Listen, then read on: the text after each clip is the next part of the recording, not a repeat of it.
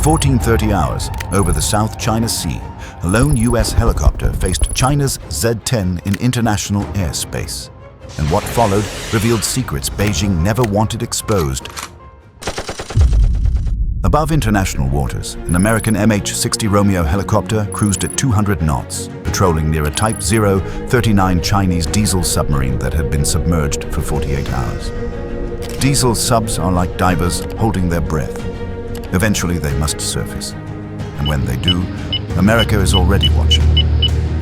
The Romeo crew was actively observing, analyzing, and preparing to exploit any mistake. Every motion of the submarine in nearby airspace was translated into data points, feeding into a living tactical map. At 14:30 hours, from Xiamen Air Base, a Z-10 Chinese attack helicopter scrambled. Its mission was simple but high stakes: assert dominance, intimidate the Americans, and push them back.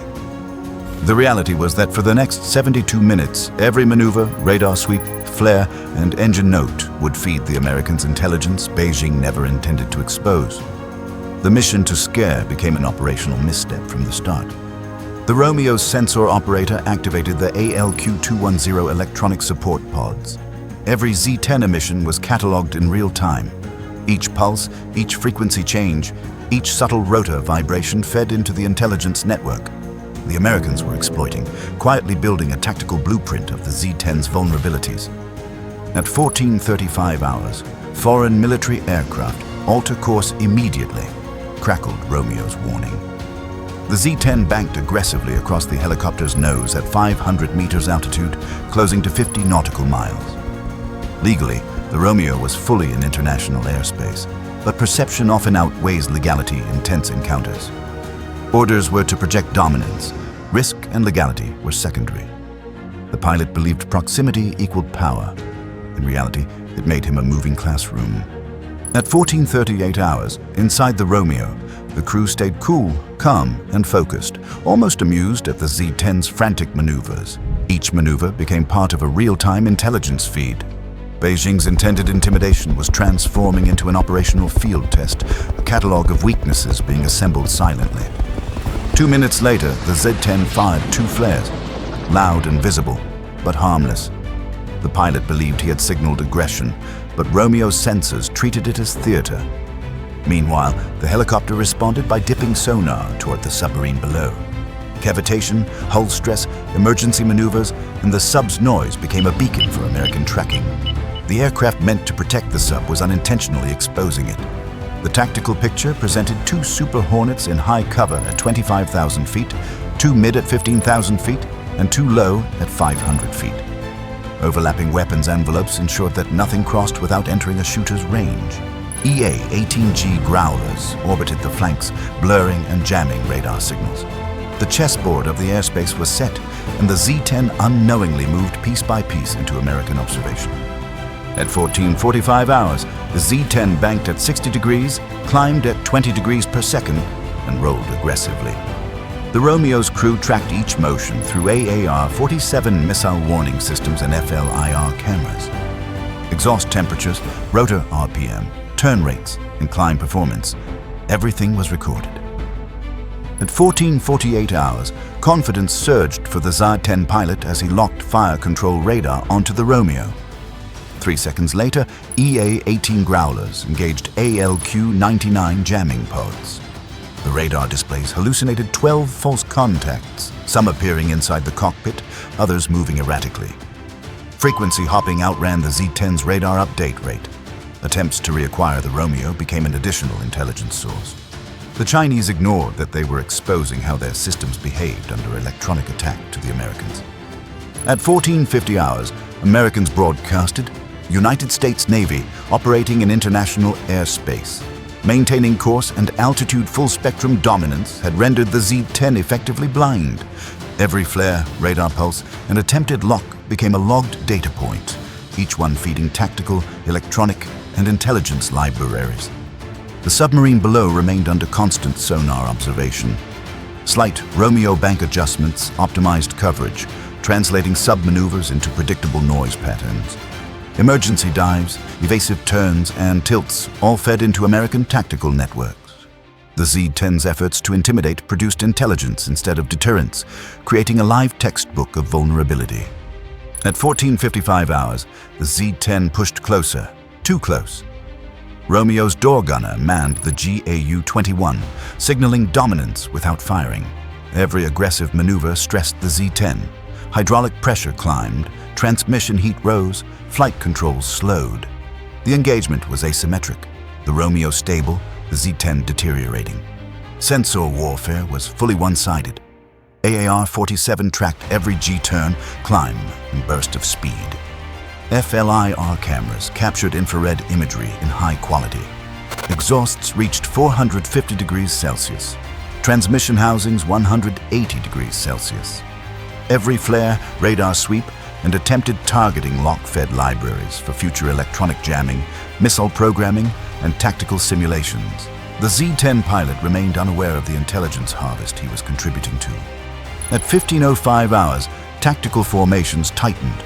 The Romeo held 200 knots at 300 meters, perfectly aligned to monitor the submarine. Super Hornets and Growlers formed a layered lattice across high, mid, and low altitudes, fully overlapping engagement zones. Every Z-10 move entered predictable brackets and was meticulously logged. The Americans were in complete control. A few minutes later, merchant vessels in the area reacted. AIS transponders went dark, courses recalculated. Billions in cargo were on hold. The tactical picture had economic stakes. Regional aggression immediately reverberated across global trade routes, demonstrating the real-world consequences of high-seas confrontations. Hydraulic warnings continued. Flight controls were sluggish. Engine heat rose. Romeo stayed calm, steady, unstoppable. Every overextension by the Z-10 produced critical intelligence. Climb performance, rotor harmonics, electronic emissions, radar behavior, each one logged for future operational planning. The Z-10 was exhausting itself. Every flare, every turn, every radar lock only fed American sensors more secrets. Submarine noise-enhanced tracking. The Americans' sensor-to-shooter chain exploited overconfidence, showing how a single pilot's initiative could unintentionally feed tactical vulnerability. ALQ-210 pods, combined with Growler jamming, ensured full-spectrum electronic dominance. Frequency hopping, signal distortion, radar hallucinations. The Z-10 could not reacquire the Romeo. Combat Air Patrol. CAP sections overlapped weapons envelopes across all altitudes. Every Z-10 action became a lesson in targeting and countermeasures. At 15:40 hours, thermal images, rotor noise, comms chatter, all logged instantly. Below, the submarine's movements were mapped with precision. The Americans maintained full situational awareness. The Z-10 pilot remained unaware that his every action was being observed, categorized, and exploited. At 15:42 hours, 72 minutes into the encounter, the Z-10 had achieved nothing. Romeo hadn't budged. Every move the Chinese pilot made only exposed his machine further. A single intimidation run had transformed into a comprehensive intelligence harvest. The takeaway was clear. Technological superiority, electronic warfare, and patient coordination neutralize raw aggression. The Z-10 pilot had tried to project power, but Americans captured intelligence, demonstrating full-spectrum dominance. Every move left the Z-10 exposed, stressed, and predictably vulnerable. Hydraulic and transmission warnings persisted. Sluggish flight controls highlighted the Z-10's limits. Romeo sensors, EW pods, and operational coordination remained stable. The engagement delivered an overwhelming advantage without a single shot being fired. At 15:55 hours, de-escalation began. The Z-10 withdrew, still monitored, still exposed. The Romeo remained on course, dominant from start to finish. Tactical and electronic dominance ensured safety while every Z-10 action converted into actionable intelligence. At 1600 hours, it was over. One helicopter, one overconfident pilot, 72 minutes, and the US walked away with Beijing's playbook for defeat. Beijing's intended show of strength failed. Electronic warfare, sensor integration, and tactical patience turned aggression into opportunity. Americans collected intelligence on rotor harmonics, engine signatures, radar emissions, communication protocols, thermal images, and maneuvering limits. The message was clear.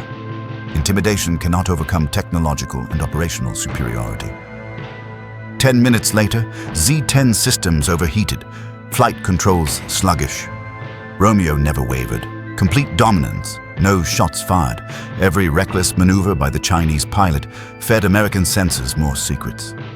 The takeaway is that underestimating electronic warfare, sensor integration, and tactical patience can turn a simple show of force into a strategic disaster. 72 minutes had given the Americans a complete operational advantage. For Beijing, the message stung. Raw aggression means nothing against modern electronic dominance. Every flare, radar lock, and attempted intimidation increased exposure. Americans collected a full spectrum of intelligence, demonstrating that electronic warfare and tactical patience leave no room for outdated systems and old-school tactics. So join us. Tell us what you think in the comments, and subscribe for the truth behind the world's tensest encounters.